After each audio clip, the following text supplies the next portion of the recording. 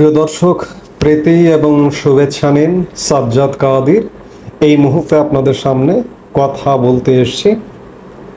এবার পাকিস্তানকে ধরে ফেললো ডোনাল্ড ট্রাম্প, এই প্রসঙ্গটি নিয়ে কথা বলবো। আপনারা জানেন যে ইতিমধ্যে আমিও একটি ভিডিওতে বলেছি যে পাকিস্তান নিজেরাই অভ্যন্তরীণভাবে, বিশেষ করে সেনাবাহিনী যদি সংকটে পড়ে, পাকিস্তান মহা সংকটে পড়ে যায়। পাকিস্তান সেনাবাহিনী, পাকিস্তানের যে বর্তমান সেনাপ্রধান জেনারেল আসিম মুনির ইতিমধ্যেই সংকটে পড়ে গেছে। পাকিস্তানের সেনা কর্মকর্তারা এবং জওয়ানরা আসিম মুনিরকে চিঠি দিয়ে, নজিরবিহীনভাবে একটি চিঠি দিয়ে জানিয়েছে যে পদত্যাগ করুন। অর্থাৎ পদত্যাগ না করলে একটা সেনা অভ্যুত্থানের সম্ভাবনা আছে পাকিস্তানে। আবার এরই মধ্যে খবর পাওয়া গেল যে গত 24শে মার্চ মার্কিন সিনেটে একটি বিল উপস্থাপন করা হয়েছে যে পাকিস্তানের সেনাপ্রধান জেনারেল আসিম মুনিরকে স্যাংশন দিতে হবে। 2016 সালের একটি আইন অনুযায়ী মার্কিন যুক্তরাষ্ট্র পৃথিবীর যে কোনো দেশকে চাইলে স্যাংশন দিতে পারে। এই স্যাংশন যদি দেয় তাহলে জেনারেল আসিম মুনিরের ভিসা নিষেধাজ্ঞা চলে আসবে, মার্কিন যুক্তরাষ্ট্রে তিনি আর কখনো ঢুকতে পারবেন না। এবং একই সাথে তিনি তার যত সম্পদ আছে মার্কিন যুক্তরাষ্ট্রে সেগুলো চাইলে মার্কিন যুক্তরাষ্ট্র বাজেয়াপ্ত করতে পারবে। খবরে যেটি জানা যাচ্ছে যে গত 24শে মার্চ মার্কিন পার্লামেন্ট কংগ্রেসে পাকিস্তান ডেমোক্রেটিক অ্যাক্ট শীর্ষক একটি বিল পেশ করেন রিপাবলিকান নেতা জো উইলসন। বিলটি সমর্থন করেন কংগ্রেসের আরেক সদস্য জিমি প্যানেট। সংশ্লিষ্ট বিলে পাক সেনাপ্রধান জেনারেল মুনিরের উপর নিষেধাজ্ঞা চাপানোর দাবি তুলেছেন তারা। আমি আগেই বললাম যে এই নিষেধাজ্ঞা এলে কি কি অবস্থা হবে। তবে যেটি জানা যাচ্ছে যে এই নিষেধাজ্ঞাটি প্রত্যাহার হতে পারে যদি ইমরান খান এবং সকল রাজবন্দীকে মুক্তি দেওয়া হয়, তাহলে এই নিষেধাজ্ঞাটি প্রত্যাহার হতে পারে। ইমরান খান বর্তমান প্রেসিডেন্ট, মার্কিন প্রেসিডেন্ট ডোনাল্ড ট্রাম্পের সাথে যথেষ্ট ঘনিষ্ঠ ছিলেন এবং ডোনাল্ড ট্রাম্প আগের মেয়াদে ক্ষমতায় থাকাকালে ইমরান খান মার্কিন যুক্তরাষ্ট্র সফর করেছেন, একাধিক বৈঠক করেছেন। কিন্তু পরবর্তীতে 2020-এর নির্বাচনে ডোনাল্ড ট্রাম্প যখন হেরে যাবার ফলে বাইডেন প্রশাসন আসে। এই বাইডেন ইমরান খানকে প্রচণ্ড অপছন্দ করতেন। একবার এমন ঘটনা ঘটলো যে ইমরান খান রাশিয়া সফরে গেলেন। রাশিয়া সফরে যেদিন পুতিনের সাথে বৈঠক করলেন, ঠিক সেদিনই ইউক্রেনে রাশিয়া হামলা করলো।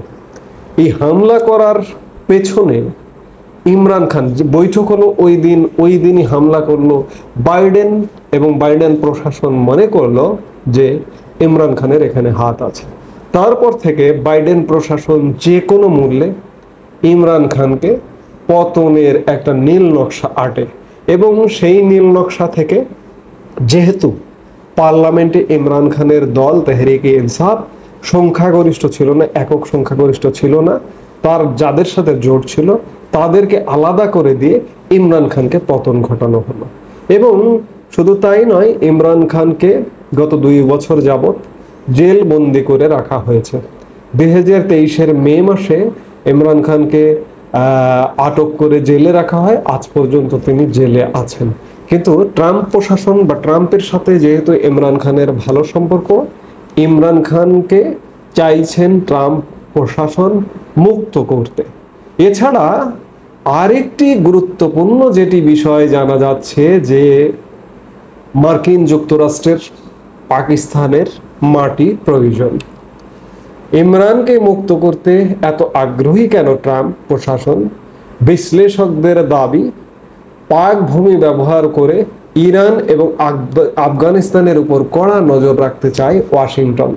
তাই ইসলামাবাদের রাষ্ট্র ক্ষমতায় ফের ইমরান খানকে বসাতে চায় ডোনাল্ড ট্রাম্প প্রশাসন। সেটি যাই হোক না কেন, এটি অন্ততপক্ষে পরিষ্কার, পাকিস্তান অভ্যন্তরীণ সমস্যায় নিমজ্জিত, পাকিস্তান সেনাবাহিনী অভ্যন্তরীণ সমস্যায় নিমজ্জিত।